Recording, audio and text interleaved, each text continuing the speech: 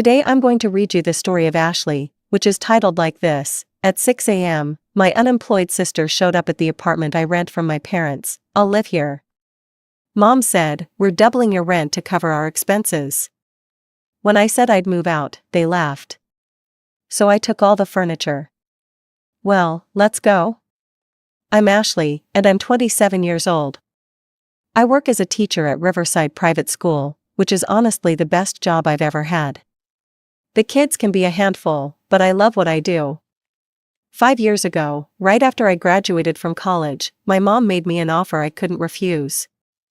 Ashley, honey, you remember Aunt Margaret's old apartment? Mom had said, sitting across from me at the kitchen table. The one she left me in her will? Of course I remember it. I'd spent countless afternoons there as a kid, listening to Aunt Margaret's stories and eating her homemade cookies. The apartment was in a great neighborhood, just 2 blocks from the school where I'd just gotten hired. What about it? I asked. Well, instead of renting it to strangers, why don't you live there? I'll charge you 20% below market rate. It's better to keep it in the family. I didn't need to think twice. The apartment was perfect, 2 bedrooms, a decent kitchen, and close to work. I could walk to school every morning. So I moved in and started paying Mom $800 a month, which was a steal compared to the $1,000 other places were asking for. Over the years, I put everything I had into that place. I saved up and did a complete renovation, new hardwood floors, fresh paint, updated bathroom fixtures. I bought quality furniture piece by piece. A beautiful sectional sofa, a dining set, a king-size bed with a memory foam mattress, even a 65-inch smart TV. Mom would come by every few months to check on the place. You've done such a wonderful job with this apartment, she'd always say, running her hand along the granite countertops I'd had installed. Aunt Margaret would be so proud. The only thing that sometimes bugged me was my younger sister, Emma. She's 23 and still lives at home with Mom and Dad. According to Mom, Emma is finding herself, which basically means she sleeps until noon, hangs out with friends, and doesn't work. Don't get me wrong, I love Emma. She's my sister, and I've always helped her out when she needed it. When she maxed out her credit cards buying clothes, I paid them off. When she wanted money for a girls' trip to Miami, I gave it to her. Last year, she begged me for the latest iPhone. Ashley, please, all my friends have the iPhone 14 Pro, and I'm still stuck with this ancient iPhone 11. I look like such a loser, she whined. I bought her the phone, it cost me $1,200, but seeing her happy face was worth it. But lately, our monthly family dinners have gotten weird. Emma keeps complaining about living at home. I'm so tired of Mom and Dad treating me like a child, she said last month, stabbing her mashed potatoes with her fork. I'm 23 years old, I need my independence. Well, then get a job and move out, I said, not trying to be mean, just practical. It's not that simple, Ashley, you don't understand. Dad looked uncomfortable, and Mom just changed the subject to my job at school. The conversation that really stuck with me happened about 2 months ago. Emma was going on and on about needing her own space. I can't live with Mom and Dad forever, she said, I'm an adult now. Okay, so what's your plan? I asked, how are you going to pay rent without a job? Emma shrugged, I'm considering my options. What options? I don't know yet, but I'll figure something out. I didn't push it, Emma's always been the type to figure things out at the last minute, and honestly, it wasn't my problem to solve. I had my own life to worry about, lesson plans to prepare, papers to grade, my own bills to pay. After that dinner, I kind of forgot about the whole conversation. Emma's complaints about living at home weren't exactly new. She'd been saying the same things on and off for the past year. I figured she'd either get motivated to find work or she'd keep living the comfortable life Mom and Dad provided for her. I was happy with my routine. Wake up at 6:30, coffee and toast, walk to school by 7:45. Teach my classes, grade papers, come home to my beautiful apartment. On weekends, I'd meal prep, binge watch Netflix on my big screen, or hang out with friends. It was a good life. The apartment really felt like home now. Every piece of furniture had a story: the coffee table I'd found at an estate sale and restored myself, the bookshelf where I displayed my college textbooks and novels, the dining table where I'd hosted countless dinner parties for my teacher friends. Mom seemed proud of what I'd accomplished. Whenever she visited, she'd take photos of the rooms and show them to her friends. "Look what Ashley did with Aunt Margaret's place," she'd say, "isn't it gorgeous?" It made me feel good that she appreciated all the work I'd put in. The money I'd spent on improvements easily totaled $15,000 over the years, but it was worth it. This was my home, my sanctuary after long days dealing with 7th graders and their drama. It was a Saturday morning, and I was having the most peaceful sleep I'd had all week.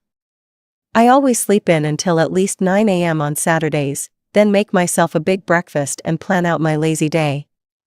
But at exactly 6 a.m., I heard the sound that would change everything. The front door was opening.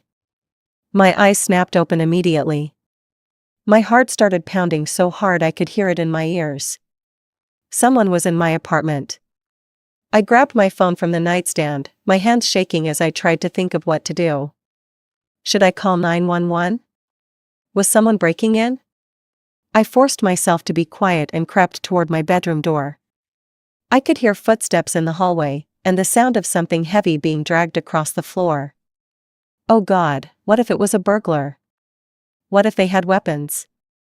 I slowly opened my door just a crack and peeked out into the hallway. There, standing in my entryway with 2 large suitcases, was Emma. "What the hell?" I shouted, my fear instantly turning into anger.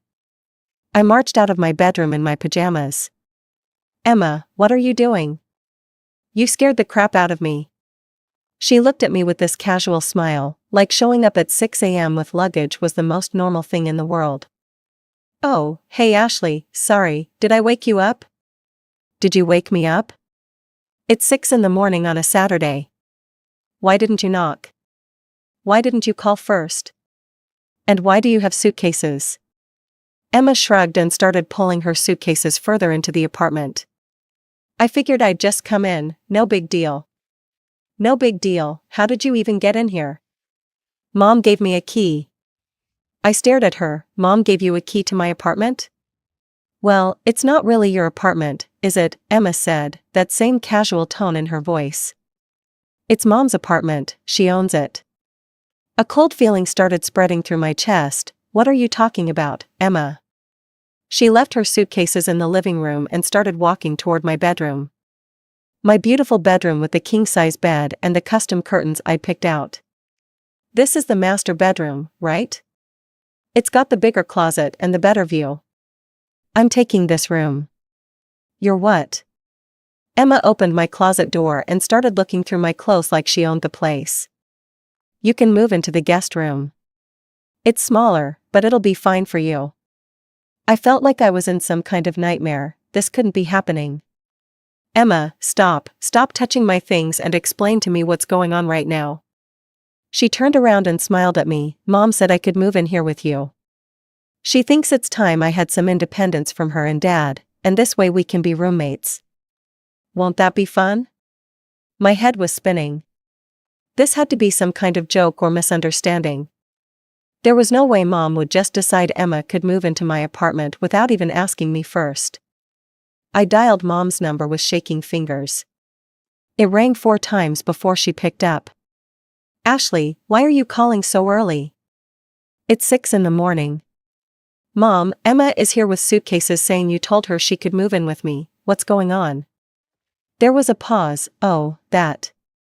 Emma needs to get out on her own, but she can't afford her own place yet." "This is the perfect solution." "Perfect solution for who?" "Mom, this is my home. You can't just decide someone else is going to live here without talking to me first." "It's not your home, Ashley, it's my apartment, I own it." The words hit me like a slap. I've been living here for 5 years. I put thousands of dollars into renovating this place. And I appreciate that, but it's still my property. I took a deep breath, trying to stay calm. "Okay, fine. So how much is Emma going to pay for rent? And how are we splitting the utilities?" Mom laughed, actually laughed. Emma's not going to pay rent, Ashley, you are. That's insane, Mom, why would I pay for her to live here when I didn't even agree to this? Because you have a job and a steady income, Emma's still figuring things out. I couldn't believe what I was hearing, this is completely unfair. Life isn't fair, Ashley, besides, I've been thinking about raising the rent anyway.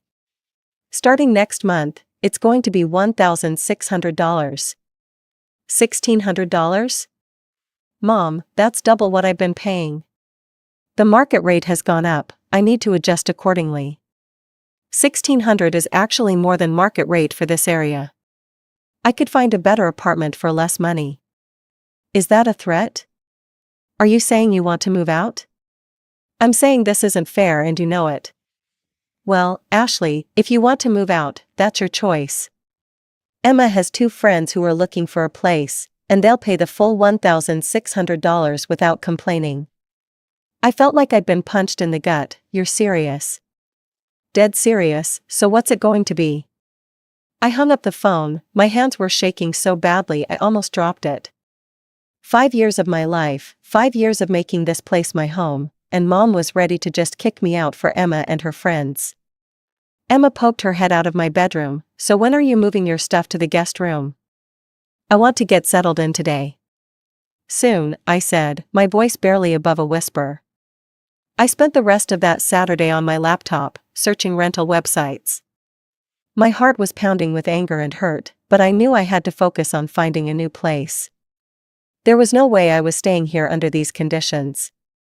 Emma spent the day playing music loudly in what used to be my bedroom and talking on the phone with her friends.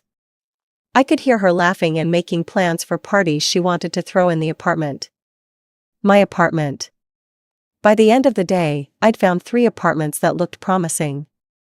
They were all smaller than this place, and they cost more than I'd been paying before the rent doubled, but they came with something this apartment no longer had, my dignity and peace of mind. I scheduled viewings for the next day. I was getting out of here as soon as possible. Sunday morning came, and I was up early despite barely sleeping. Emma was still snoring away in my former bedroom while I got ready to go apartment hunting.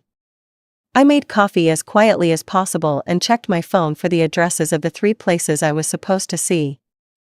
The first apartment was a disaster. The photos online had been misleading, the place smelled like cigarettes and had water stains on the ceiling. The second one was better but way overpriced for what it offered.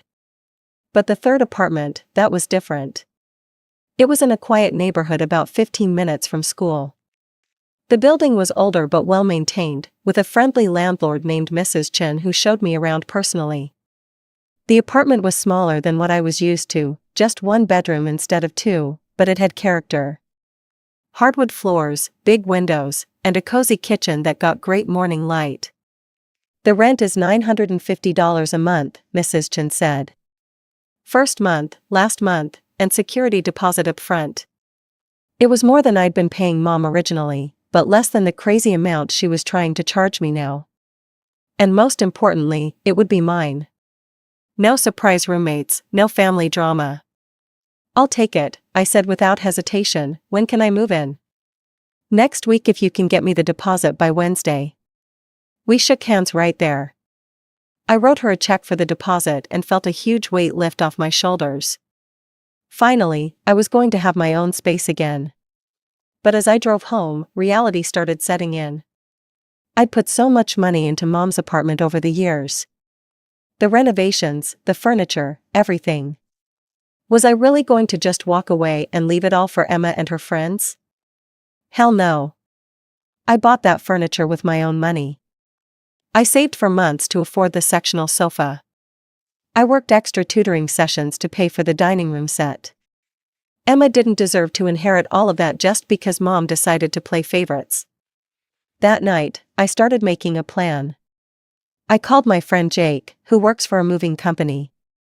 Hey, are you guys working this Wednesday? I asked. I need to move my stuff out of my apartment, but it has to be done while my roommate is out. Sounds like drama. You have no idea. I also called my friends Lisa and Mark, who agreed to help me pack on Wednesday morning. The plan was simple. Emma usually went out around 10 a.m. to meet her friends at the mall or wherever, and she always stayed out until late when she was with them. That would give us plenty of time to get everything out. Wednesday came, and I called in sick to work.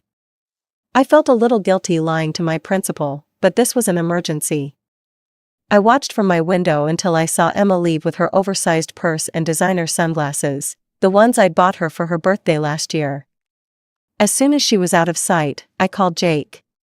"She's gone, come on over." Lisa and Mark showed up first with boxes and packing tape. We worked like machines, wrapping everything carefully and labeling boxes. The sectional sofa, the dining table and chairs, my bedroom set, the coffee table, my TV, even the kitchen appliances I'd bought to replace the old ones that came with the apartment. "Are you sure you want to take the microwave?" Lisa asked. "It seems kind of petty." "I bought it," I said firmly. "Emma can figure out her own kitchen situation." The only things I left behind were the old furniture that had actually belonged to Aunt Margaret, the kitchen table and chairs, and an old dresser in the guest room. Everything else was coming with me. Jake and his crew were amazing. They had everything loaded onto the truck in less than 3 hours. I did one final walkthrough of the apartment, making sure we hadn't forgotten anything important. It looked so empty without all my stuff. Kind of sad, actually. But I didn't feel sad, I felt liberated. I followed the moving truck to my new apartment, where Mrs. Chen was waiting with the keys. "Welcome to your new home," she said with a warm smile. The rest of the day was spent unpacking and arranging furniture. Lisa and Mark stayed to help, and we ordered pizza for dinner. By evening, my new place was starting to look like home. The sectional fit perfectly in the living room, and my bedroom set looked even better in the smaller space. "This place has good energy," Mark said, sprawled out on my couch with a beer. "Much better than that family drama situation." I was exhausted but happy. I'd done it. I'd escaped the mess that Mom had created and found my own place. I felt proud of myself for taking control of the situation instead of just accepting it. Around 9 p.m., my phone started ringing. Emma's name flashed on the screen. I couldn't help but smile as I imagined her walking into that empty apartment. I let it go to voicemail. She called again 5 minutes later, then again. I was actually enjoying this, picturing her confused face as she realized all the furniture was gone. The expensive furniture that she'd probably been planning to use for her Instagram photos. Finally, at 9:30, Mom's name appeared on my screen. I decided to answer this one. "Ashley, what the hell did you do?" Mom's voice was sharp and angry. "I moved my furniture to my new apartment." "You can't just take everything." "Why not?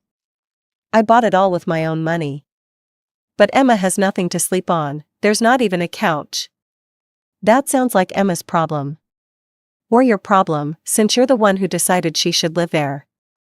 You're being vindictive and selfish." "I'm being practical. I found an apartment. I'm moving out, just like you suggested." There was silence for a moment. Then Mom's voice came back, colder than before. "Fine, you know what, Ashley? I'm glad you're gone. Emma's friends are moving in next week, and they'll pay the full rent without all this drama. You've shown your true colors." "My true colors?" "Mom, you chose Emma over me. You threw away 5 years of me being a good tenant and a good daughter because you wanted to enable Emma's lazy lifestyle. Emma is trying to find herself. Emma is 23 years old. When I was 23, I had a job and was paying my own bills. You're not helping her by letting her live rent-free. Don't lecture me on parenting." "I'm not lecturing you, I'm done with all of this. Enjoy dealing with Emma and her friends." I hung up and immediately blocked her number. Then I blocked Emma's number, and Dad's too, just to be safe. I didn't want to hear from any of them. That night, I slept better than I had in weeks. In my own bed, in my own apartment, with no drama and no unwanted roommates. It felt amazing. 8 months passed, and I honestly forgot how peaceful life could be without constant family drama. My new apartment became my sanctuary. I loved my morning routine, coffee in the sunny kitchen, getting ready for work without anyone blasting music or hogging the bathroom. My commute was a bit longer, but it was worth it for the peace of mind. I didn't miss the family dinners. I didn't miss Emma's constant requests for money. I definitely didn't miss Mom's passive-aggressive comments about my life choices. For the first time in years, I felt like I could breathe. Then one day, I ran into Dad's sister, Aunt Carol, at the grocery store. We'd always gotten along well, and she'd stayed out of the whole apartment mess. "Ashley, how are you, honey?" she said, giving me a big hug. "I'm doing great, Aunt Carol, how about you?" She looked around nervously, then leaned in closer. "Can we talk privately for a minute?" We walked over to the coffee shop section of the store and sat down. Aunt Carol looked uncomfortable, like she was debating whether to tell me something. "What's going on?" I asked. "Well, I probably shouldn't be telling you this, but I thought you should know. Your mom's been having some problems with that apartment situation." I tried to keep my expression neutral. "What kind of problems?" "Those friends of Emma's that moved in? They've been causing all sorts of trouble. Loud parties every weekend, music until 3 a.m. People coming and going at all hours. But that's not even the worst part." She paused, looking around again to make sure no one was listening. 2 weeks ago, they flooded Mrs. Patterson's apartment downstairs. My stomach dropped. I knew Mrs. Patterson. She was the sweet elderly lady who'd lived in that building for 30 years. She had beautiful antique furniture and a collection of rare books. How bad was it? Bad, really bad. Water came through her ceiling and ruined thousands of dollars worth of furniture and books. Some of those books were first editions that her late husband collected. I felt sick thinking about it. Mrs. Patterson had always been so kind to me when I lived there. She'd bring me homemade cookies during finals week when I was in college. What happened exactly? From what I heard, Emma's friends were having a party and someone left the bathtub running.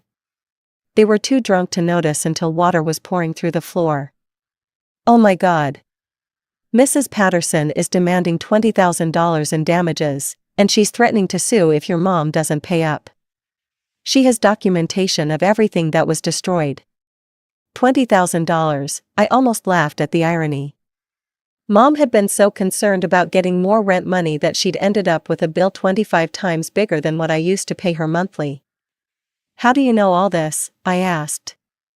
"Mrs. Patterson called me because she knows we're related. She wanted to know if there was any way to reason with your mom without going to court." "And? Your mom's been telling people it's not her responsibility because she wasn't the one who caused the damage. But Mrs. Patterson's lawyer says since your mom is the landlord, she's liable for what her tenants do." We talked for a few more minutes, and then Aunt Carol had to leave. But the conversation stuck with me for days. I felt bad for Mrs. Patterson, but I wasn't surprised that Emma's friends had turned out to be irresponsible. Emma had never been held accountable for anything in her life, so why would her friends be any different? A couple of days later, my phone rang with a number I didn't recognize. I almost didn't answer, but something made me pick up. "Ashley," it was Mom's voice. "Listen, I need to talk to you." "We don't have anything to talk about." "Ashley, please, I need your help. We're having some financial difficulties, and I was hoping you could lend us some money." She wasn't going to tell me about Mrs. Patterson. She was hoping I didn't know. Let me guess, this wouldn't have anything to do with Emma's friends flooding the downstairs neighbor's apartment, would it?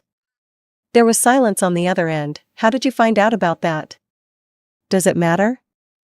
The point is, you created this mess by choosing Emma and her irresponsible friends over me. Now you want me to bail you out?" "Ashley, we don't have $20,000. That's not my problem. Please, honey, I know we made some mistakes, but we're family." "Family? Mom, you kicked me out of my home for Emma. You doubled my rent and told me I could leave if I didn't like it. You chose her over me, and now you're dealing with the consequences. We didn't kick you out, you chose to leave. I chose to leave because you made my life miserable. And now Emma's friends have made your life miserable. Funny how that works. You're being cruel." I'm being honest. You enabled Emma her entire life, and now you're surprised that she and her friends are irresponsible? You made your bed, Mom. Sleep in it.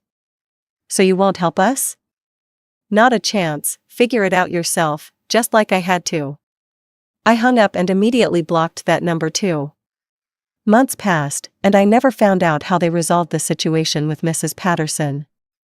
I assumed they either paid up or got sued. Either way, it wasn't my concern.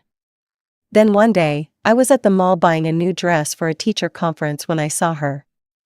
Emma was behind the counter at one of those trendy clothing stores, wearing a name tag and folding sweaters. She looked up and saw me, and for a second our eyes met. I could see the recognition in her face, but she quickly looked away and pretended she didn't know me. She started bustling around, organizing clothes and avoiding eye contact. I walked past without saying anything. What was there to say?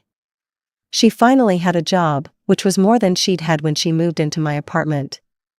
Maybe getting kicked out of Mom's place when her friends couldn't pay the rent had been a wake-up call.